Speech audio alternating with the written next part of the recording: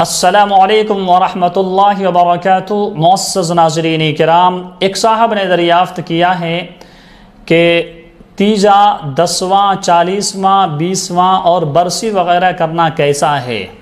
تو اس سوال کا جواب یہ ہے کہ کسی کی وفات پر میت کے گھر والوں کا کچھ پڑھ کر یا غربا کو یا مساکین وغیرہ کو کھانا کھلا کر ایصال ثواب اور میت کے لیے دعا استغفار کرنا یقیناً درست ہے، جائز ہے، صحیح ہے، کر سکتے ہیں۔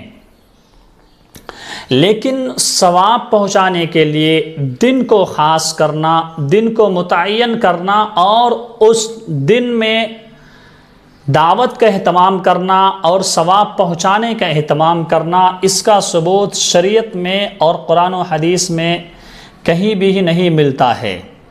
اس لیے تیجا 10واں 40واں اور برسی وغیرہ کرنا اسلام میں جائز نہیں ہے، بلکہ یہ جو ہے ایک طرح کی بدعت ہے۔ اس وجہ سے ہمیں اس چیز پر عمل کرنا چاہیے جو قرآن و حدیث کے مطابق ہو، جس کا ثبوت قرآن و حدیث میں ملتا ہو۔ اللہ تبارک و تعالی عمل کی توفیق مرحمت فرمائے۔